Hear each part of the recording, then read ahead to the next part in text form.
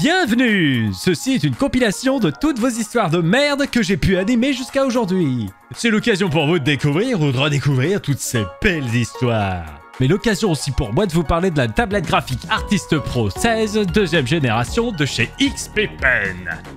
Marque que j'utilise depuis pas mal de temps, je ne peux que vous conseiller leur tablette. Par exemple, elle me sert maintenant uniquement de second écran, mais j'ai utilisé pendant des années l'Artist 24 Pro, une tablette à écran de 24 pouces équipée de moult raccourcis, et elle ne m'a jamais déçu. Ben ouais! L'Artist Pro 16L est dotée d'un écran 16 pouces et d'un design futuriste épuré, pas déplaisant. Elle possède aussi des petits pieds dépliables, ainsi qu'un petit repose-poignet ergonomique pour les poignets justement. J'ai pu la tester sur plusieurs projets dernièrement. Projet confidentiel alors je vous parle, mais bon, suivez sur les réseaux, comme ça vous saurez le jour J. Et bon bah voilà, quand vous connaissez la chanson. Et pour le coup, j'ai vraiment apprécié travailler sur une tablette plus petite que mon ancienne. Ça me laisse plus de place sur mon bureau et me suffit largement pour bosser sur mes différents travaux. La résolution de l'écran, elle, est de 2560 par 1600. C'est clair et précis, car celui-ci est entièrement laminé, ce qui réduit ce qu'on appelle le parallaxe, c'est-à-dire la distance entre la pointe du stylet et le curseur. Moins il y a de distance, plus il y a de précision. Et oui, c'est comme ça, et pas autrement. L'écran est confortable pour les yeux, et la colorimétrie après 2-3 réglages me semble plutôt similaire à mon écran principal. Donc je dis oui, ça c'est bien. Alors ça oui, c'est bien, oui! Le stylet est fourni dans son petit étui avec ses différentes mines de rechange, ainsi que des mines un peu feutrées, ce qui donne un côté un peu texturé quand on dessine, et c'est un peu sympa en vrai, j'aime bien. J'aime bien, c'est bien. On a également un adaptateur Bluetooth pour un autre accessoire qui est cette télécommande de raccourci. Toujours pratique pour les raccourcis chiants à 3 boutons ou pour scroller ou zoomer avec la molette intégrée à cette télécommande, justement. La télécommande est donc sans fil mais peut très bien aussi se brancher si nécessaire. La tablette, elle, se branche en USB-C vers USB-C et si votre port n'est pas suffisamment puissant, il vous suffit de brancher la tablette à l'adaptateur secteur fourni. Vous avez aussi la possibilité d'utiliser un câble 3 en 1 vendu séparément, attention, qui vous permet de brancher la tablette directement en HDMI. Comme ça, il n'y a pas de souci normalement. Et je sais que des fois il est même gratuit pendant quelques promos, donc n'hésitez pas. Oh là là. Petite feature sympa également, en appuyant longuement sur le bouton d'alimentation pendant 3 secondes, vous obtenez une tablette à stylet classique. Ce qui peut être pratique si vous voulez regarder devant vous par exemple. La tablette est disponible hors promo au prix de 599,99 €. Les produits XP Pen sont toujours d'un excellent rapport qualité-prix, mais je vous cache pas que cette tablette nécessite tout de même un certain budget, donc c'est selon les besoins et les moyens de chacun, bien entendu. Dans tous les cas, grâce à mon code MESSAP20, vous pourrez profiter de 20 € de réduction supplémentaire valable du 27 juillet au 16 août, et ce cumulable avec d'autres promos. Attention!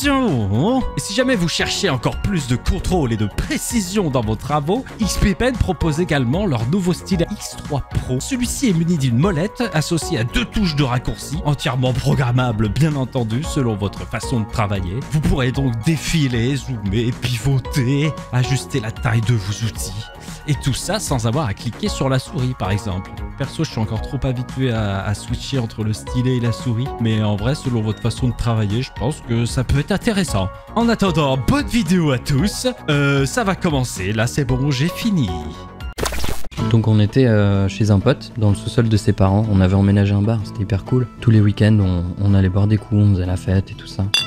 Sauf que cette fois-ci, on avait vraiment trop mélangé d'alcool et trop bu. Ivre cac, il fallait bien qu'on rentre chez nous.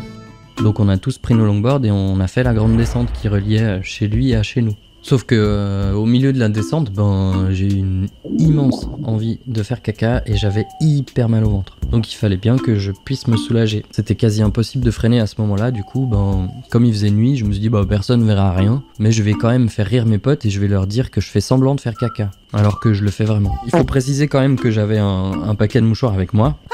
Et que je me suis dit, avec la vitesse, mon caca ne tombera jamais sur ma longboard, mais sur la route. Du coup, mes potes, ils me voient à moitié cul nu en train de faire semblant, et ils se marrent trop, quoi.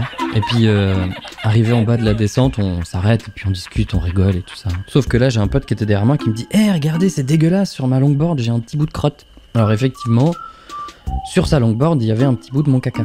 Mais sur la mienne, il n'y avait rien du tout. Je lui dis, trop drôle, t'as dû rouler dans une merde. Et c'est à ce moment-là où ils ont un peu tous compris que j'avais vraiment fait caca. Et du coup, ils m'en ont voulu pendant super longtemps. Mais en fait, il n'y a rien eu, quoi. Voilà, c'était mon caca. En fait, moi j'habite Paris et j'ai un petit appart de merde, je suis étudiant. Et il m'arrive souvent de pisser dans mon lavabo. Parce que mes toilettes sont sur le palier. Et un jour, j'ai eu un problème où je m'étais rasé. C'était des petits poils, donc j'ai fait couler ça dans le lavabo tranquillement, sans pression. Et après, je suis retourné à ma vie de tous les jours.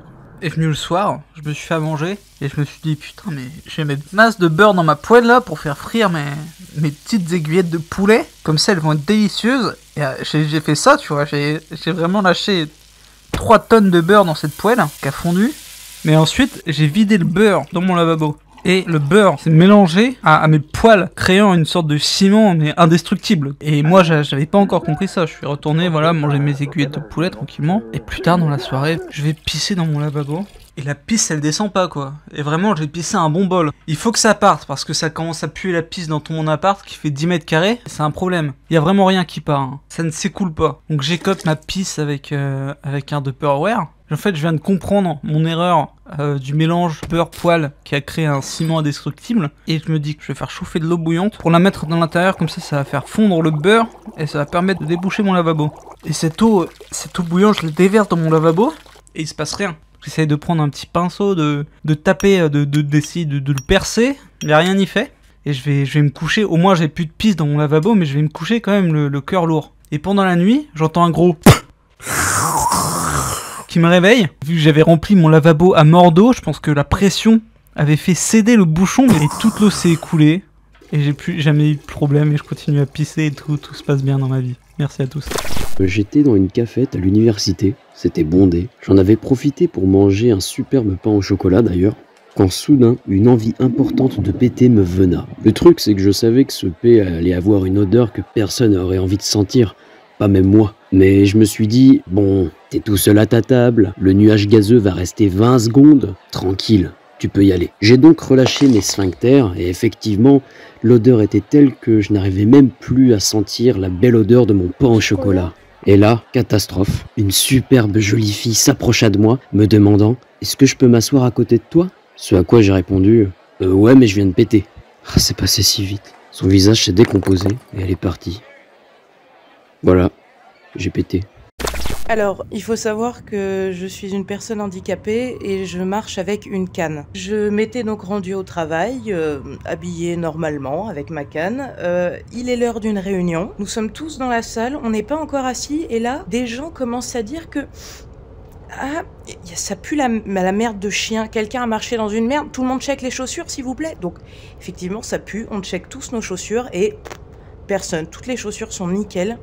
Et là, avant même de vérifier, je réalise que c'est une éventualité. Ma canne est la victime et nous nous sommes donc assis en ayant ouvert une fenêtre. On s'est dit c'est pas grave. Et pendant toute la réunion, j'ai bien vu que tout le monde savait que ça puait encore très clairement. Et je ne sais pas si les gens savaient que ça venait effectivement de ma canne, mais j'ai passé 20 minutes dans les toilettes à la fin de la réunion. Merci de m'avoir écouté. Je streamais, j'avais une bonne patate, hein. Karaoké, énorme bamboche. À la fin du live, je me rends compte que la porte d'entrée de l'appart est entrouverte. J'ai streamé tout le long avec la porte ouverte, tous les voisins ont dû m'entendre beugler comme un goré. Le sentiment profond de solitude. De toute façon, j'ai plus aucun honneur. Donc c'est pas grave, je ferme ma porte et tant pis. Et donc le lendemain, la voisine prévient qu'elle a vu ma carte grise glisser sous ma porte et là je me dis oh putain, on a dû me tirer mon sac. Et je me suis bien fait braquer mon sac chez moi. Peut-être que grâce au karaoké, il n'a pas volé plus. Il s'est dit oula, je suis tombé chez un spécimen. Peut-être que le karaoké m'a sauvé la life.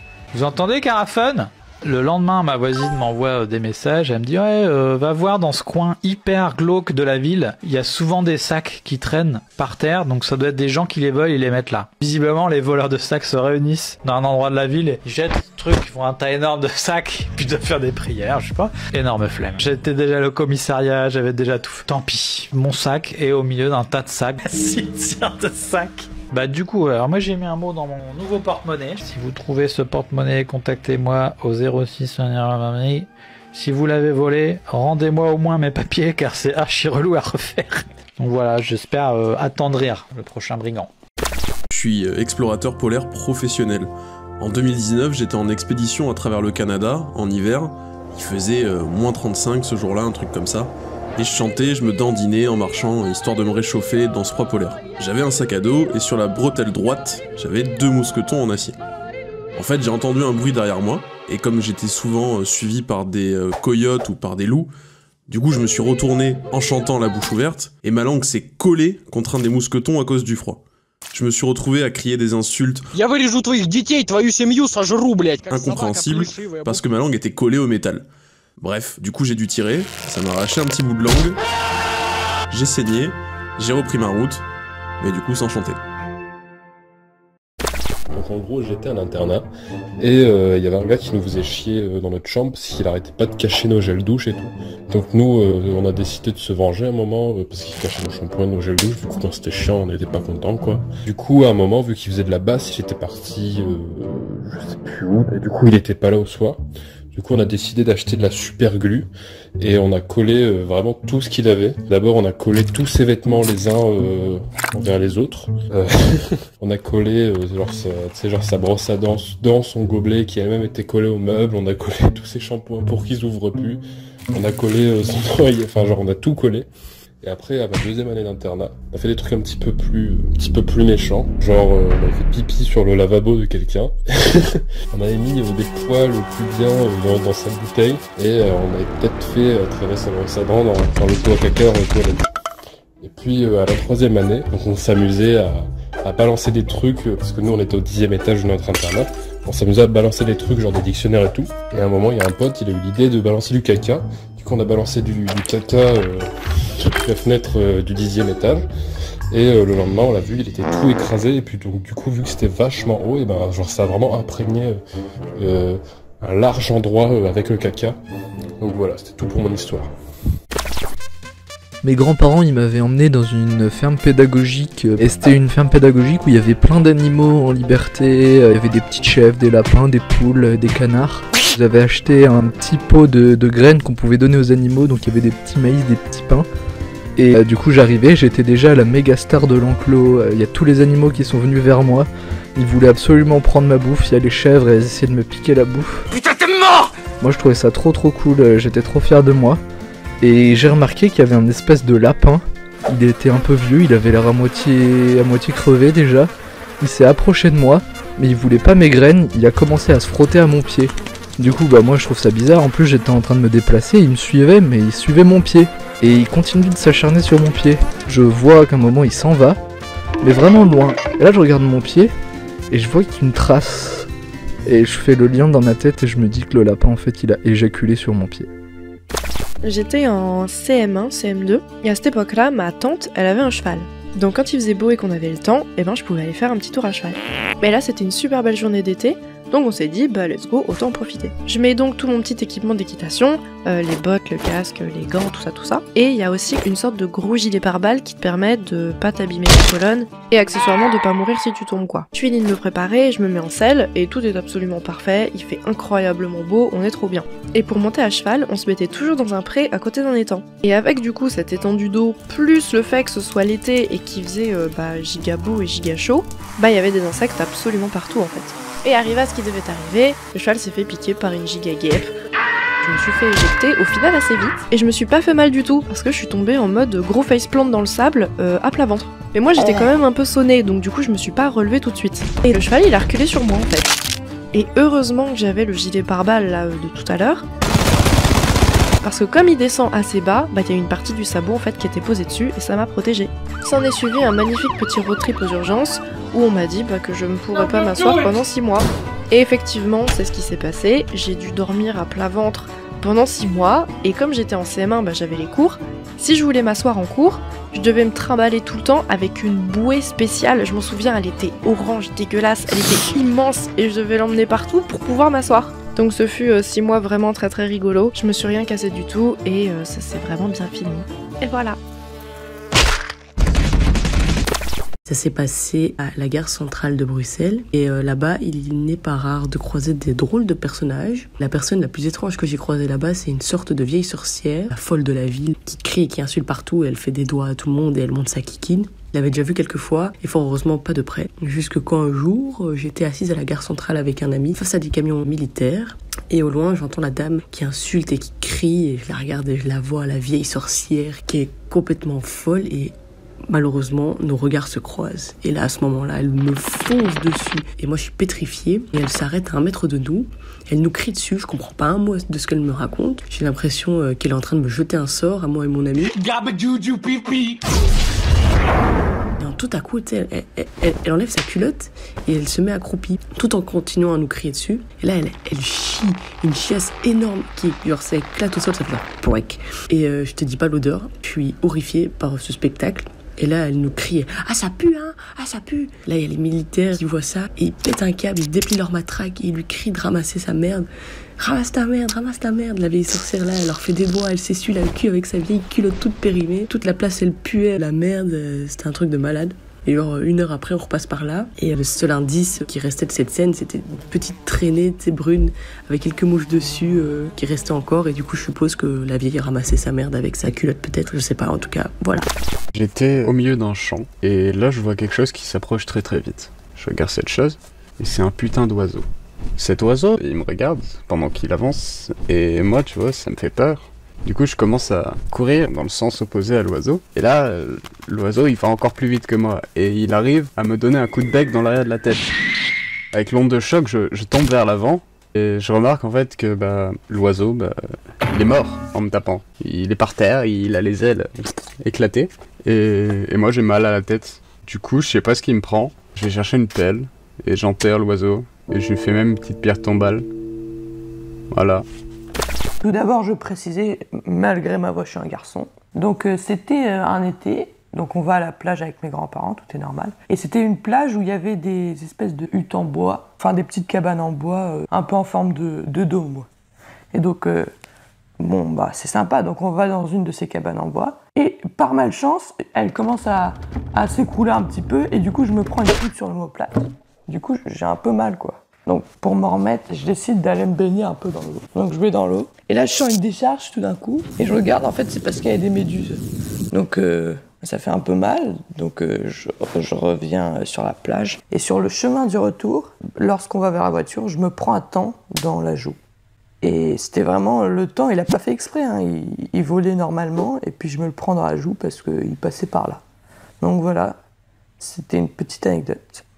C'est un vendredi matin, je suis sur le chemin de l'université avec mon copain, il y a une brume un peu obscure, un peu étrange parce que la veille il avait plu. Et en fait je glisse avec mes tennis sur une plaque d'égout et je me rattrape sur la barrière qui est juste en face. Et c'est les barrières en fer forgé vertes qu'il y a dans toutes les villes, qui mesurent 2 à 3 mètres de haut, là je mesurais 1,20 m. Donc je tombe dessus et je me scalpe le petit doigt de la main droite, ça commence à saigner très fort et ça fait très mal. Donc j'essaie de me redresser mais je réalise que ma manche est prise aussi dans les pics, donc je tourne la tête et je regarde ma manche, et en fait ma manche gauche et mon bras gauche sont empalés sur un des pics. Très mauvais réflexe, je retire mon bras du pic et on court chez l'infirmière et je lui présente mon bras avec un trou de la taille d'une pièce de 1 € et je lui dis je me suis empalée sur une barrière. Et j'entends la porte qui claque, je me retourne et je vois qu'en fait mon copain est parti. En fait il est juste parti en cours sans un mot, juste il m'a déposé chez l'infirmière, il a rien dit, il s'est cassé. Ensuite c'est le SAMU qui me prend en charge, qui m'emmène aux urgences, et dans la voiture du SAMU il y a un cinquantenaire qui me regarde comme ça, très impassible et très suspicieux, et qui me dit « Vous êtes mariés ?»« Non. »« Vous êtes sûr ?»« Ah oui. » Très étrange. Et toute la journée, ça a été l'ascenseur émotionnel à cause de l'état de choc. Soit j'étais en pleurs dans un coin, soit j'étais assise tranquille sur une chaise et puis je faisais ma badass, je faisais ma guerrière, tu vois. Et 5 minutes plus tard, j'étais de nouveau en pleurs dans un coin. Et ça m'a beaucoup épuisée psychologiquement. Et en fait, ils m'ont fait passer au bloc à 17 h parce que j'étais pas à jeun le matin, parce que j'avais mangé 2 tartines. Et du coup, j'en pouvais plus en sortant du bloc. J'étais épuisée mentalement et j'étais affamée, vraiment. Et là, il y a un muffin sur la table et j'ai pleuré en voyant le muffin qui m'attendait et j'ai chialé si fort en mangeant le muffin. Je me souviens, j'avais trempé mes vêtements de mes larmes, quoi, tellement j'étais heureuse d'avoir ce muffin et de pouvoir croquer dedans. Voilà, c'était l'histoire. Alors en fait j'avais 6 ans et puis je partais en vacances avec mes parents dans la voiture et puis en fait je devais chier, du coup j'ai chié la merde du cul dans la voiture, puis il y a ma mère qui fait « Eh ben ça c'est la merde ou quoi ?» Et puis en fait c'est parce que j'ai chié la merde du cul en fait et du coup bah ça sentait la merde, voilà c'est mon histoire.